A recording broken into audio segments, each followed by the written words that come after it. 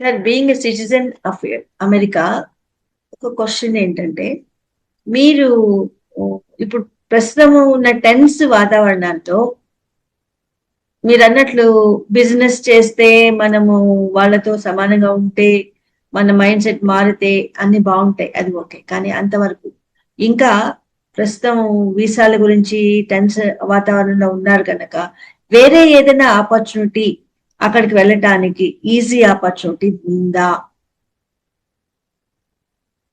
America వెళ్ళటానికి easy. America ఈబీ1 అన్నారు, అదేంటో దాని గురించి కొంచెం చెప్తారా?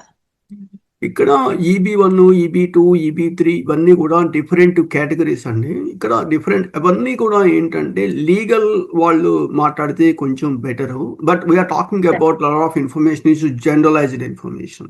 అంటే ఇక్కడ డిస్క్లైమర్ ఒకటి మీరు గుర్తుపెట్టుకోవాలి. I'm not a attorney, I'm not a lawyer, don't consider this is a legal advice.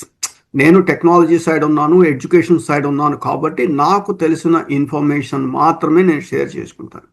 EB1 అనేటువంటిది ఏంటంటే ఎక్స్ట్రాడినరీ ఎబిలిటీ పీపుల్, అంటే people having with doctorate degree, people having with journals, publications, ఇలాంటి ఒక 10 క్రైటీరియాలో 3-4 క్రైటీరియాలు సక్సెస్ అయినటువంటి వాళ్ళ కోసం ఒక EB1 కేటగిరీ. ఎందుకంటే ప్రపంచంలో ఉన్నటువంటి క్రీమ్నంతా కూడా అమెరికా అట్రాక్ట్ చేస్తుంది.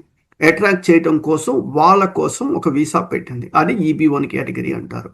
ఆ తర్వాత EB2 ఉంటుంది, మాస్టర్స్ ఉండి సమ్ ఎక్స్. మన వాళ్ళందరూ చాలామంది EB2నో EB3కో ఎలిజిబిలిటీకి వచ్చేస్తారు. సో అవి ఇప్పుడు చాలా గ్రీన్ కార్డ్ రావాలంటే ఒక 20 సంవత్సరాలు పట్టే పరిస్థితి ఉంది.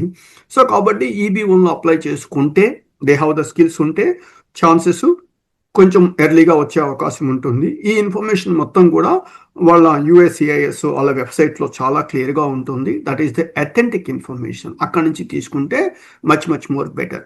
అలా